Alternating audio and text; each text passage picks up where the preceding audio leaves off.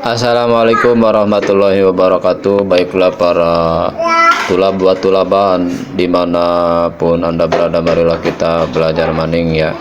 Belajarnya sekarang bagian yang ini. Bismillahirrahmanirrahim.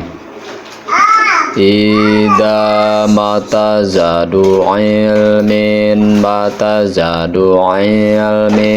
bi ilmin ilmul fikhi aula al fikhi aula bi'tizazin pakam yapuhu ala kamiskin wa kam tayran yatiru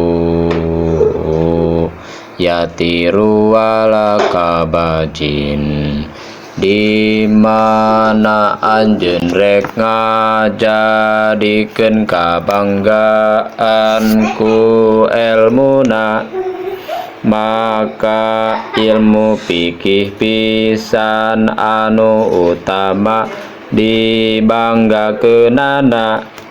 Pirang-pirang sesengitan ngan teu cara kasturina, pirang-pirang manuk nu hiber ngan teu cara alap-alapna.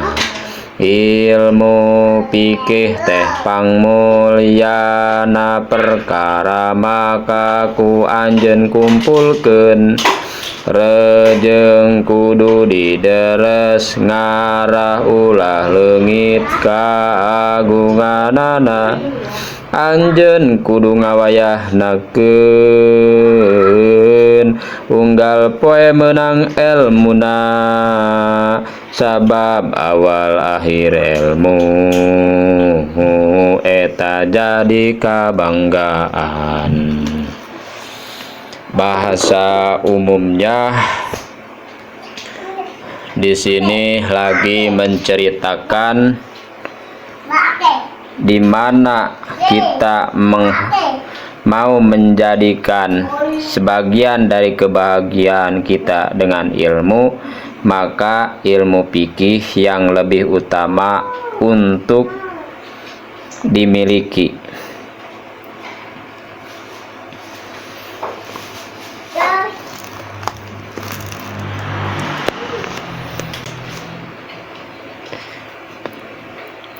Ada keterangan man yuridillahu khairan yufaqihu fiddin.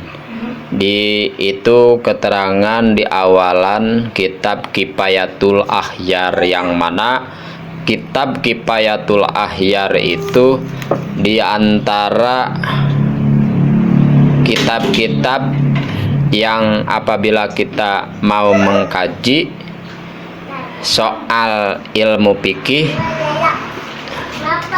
mungkin kitab Kifayatul Akhyar itu adalah kitab yang termasuk kitab yang tinggi, karena yang awalan itu kitab Safinatun Najah ya, kitab Safinatun Najah.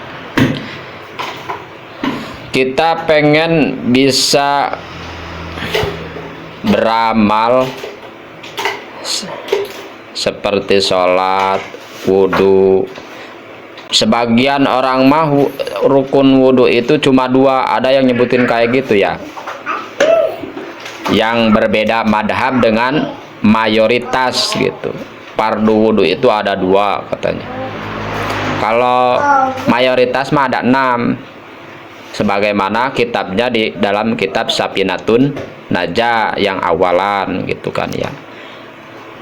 Sebagian lagi ngapain katanya mengatakan harus dari awal mengajar, langsung aja ke Quran dan Sunnah katanya, langsung aja ke hadis katanya, Bukhari katanya, langsung simpel katanya.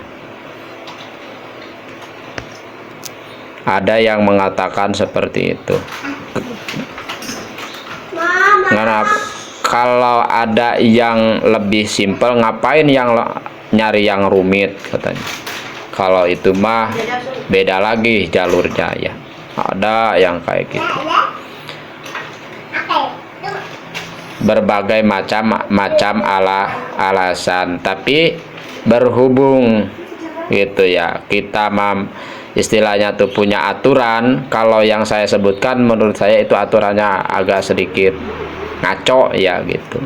Karena kalau guru-guru kan ada sanad gitu, kalau kita makan ya, sanad itu sebagian dari agama. Siapa orang yang tidak bersanad maka ngomongnya itu bakalan ngawur kan gitu.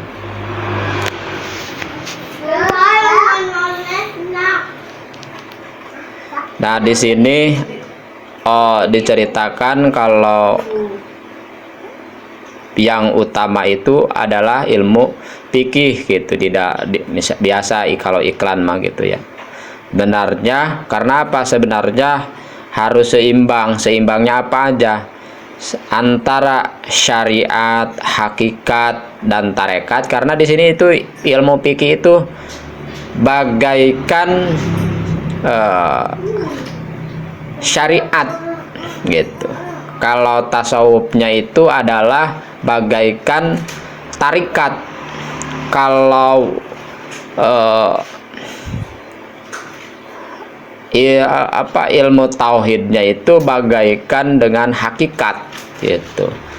Gimana supaya ketiga-tiganya seimbang gitu, jangan sampai tidak seimbang.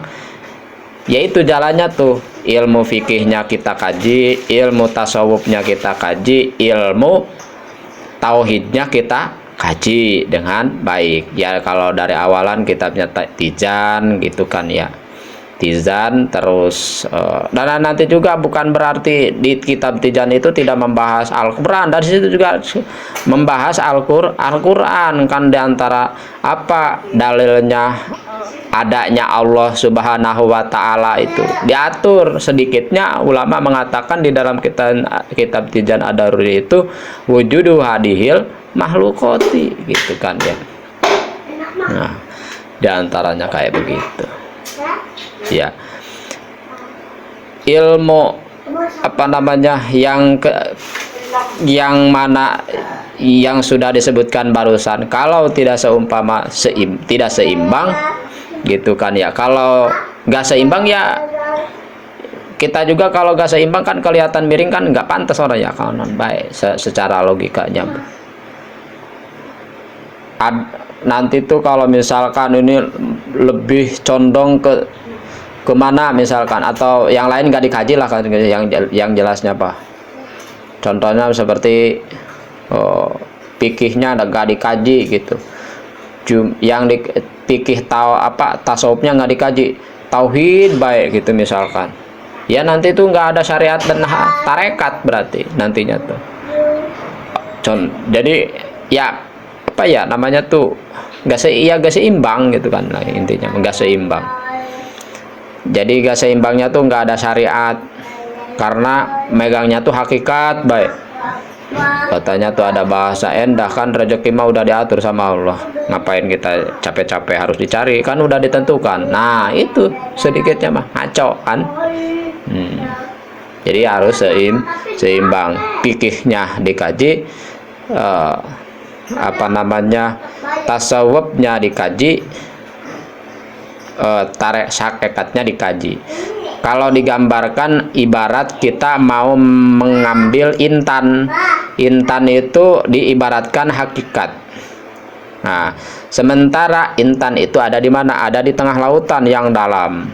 Gimana caranya kita supaya selamat dan mencapai tujuan dengan selamat? Ya caranya kita memakai kapal gitu kan ya, memakai kapal.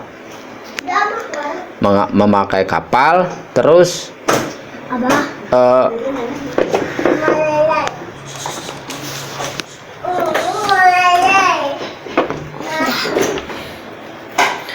memakai kapal terus apa namanya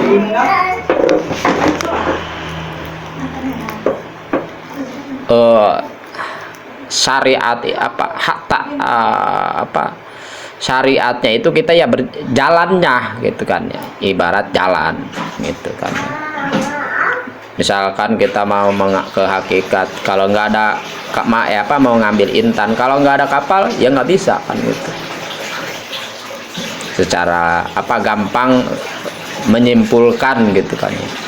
Atau kita mau ngambil intan, kapalnya ada tapi jalannya nggak tahu, ya gak bakalan konon nggak bakalan sampai, malah yang adanya nyasar gitu.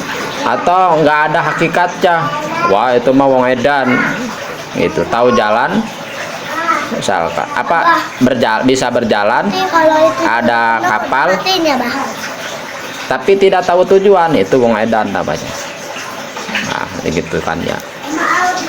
Jadi harus seimbang. Cuma di sini diperjelas karena sedikitnya kebanyakan kita itu beramal seperti sholat, kerja, itu kayak sekarang mah dilihatnya tuh kayak nggak ada tarekat dan juga hakikat gitu, cuma syariat aja kan gitu. Nah, sementara ada keterangan man amila amalan bi ghairi ilmin mardudatun latuk balu, siapa orang yang beramal tanpa ilmu maka amalnya tidak akan diterima gitu ya, tidak akan diterima.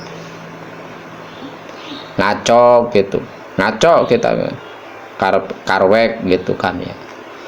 Di antaranya tuh kalau di Jawa mah ada bahasa karepe dewek we gitu. Kalau beramal tanpa ilmu, ya beramal tanpa ilmu tuh kayak di sini.